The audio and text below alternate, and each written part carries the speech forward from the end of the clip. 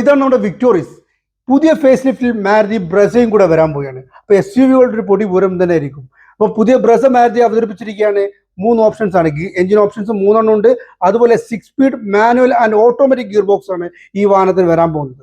അപ്പോൾ ഇനി വരാൻ പോകുന്ന ബ്രസയ്ക്ക് അല്ല, വന്ന ബ്രസയ്ക്ക് നമുക്ക് അവൈലബിൾ ആയ 3 എഞ്ചിൻ ഓപ്ഷൻസ് എന്ന് പറയുന്നത് ടർബോയിലുണ്ട്, അതുപോലെ നോർമൽ സ്മാർട്ട് ഹൈബ്രിഡ് ഉണ്ട്, smart hybrid torque converter AT gear ബോക്സിലുണ്ട്. അതുപോലെ നമുക്ക് ഇതിൽ CNG വേർഷനും അവൈലബിൾ ആണ്. അപ്പം 6 സ്പീഡ് ഗിയർ ബോക്സ് ആണ് ഈ വാഹനത്തിന്റെ എല്ലാ വേരിയൻസിനും വരുന്നത്. ബേസ് മോഡൽ മുതൽ നിങ്ങൾക്ക് turbo booster jet engine available ആണ്.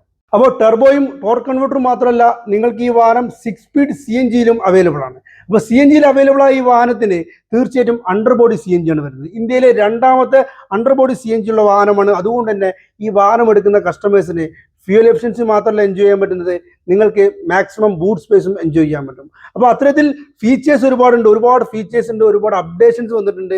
ഒരുപാട് നമുക്ക് മാരുതിയിൽ 10.1 ഇഞ്ചിന്റെ സ്ക്രീൻ, ആൻഡ്രോയിഡ് ഇൻഫോർടൈൻമെന്റ് സിസ്റ്റം ഒക്കെ വരുന്നത് ബ്രസീൽ 2ാം വിക്ടോറിയസിന് ശേഷം ബ്രസീലും വരാൻ പോകുന്നു. അങ്ങനെ ഒരുപാട് അപ്ഡേഷൻസ് ഉണ്ട്.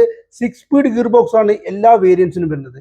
ബേസ് സെഗ്മെന്റ് മുതൽ ടർബോ കിട്ടും എന്നുള്ളതും ഈ വാഹനത്തിന്റെ വേറെ പ്രത്യേകതയാണ്. അങ്ങനെ ഒരുപാട് അപ്ഡേഷൻസ് ഉണ്ട്. നേരിട്ട് തന്നെ വണ്ടി കാണിക്കാം. അപ്പോൾ തീർച്ചയായിട്ടും വാഹനം അവൈലബിൾ ആണ്. ബുക്കിംഗ് സ്റ്റാർട്ട് ചെയ്തിട്ടുണ്ട്. താഴെ നമ്പർ കൊടുക്കുന്നുണ്ട്. പുതിയ ബ്രസ ആദ്യം സ്വന്തമാക്കാൻ വിളിച്ചോളി. Thank you.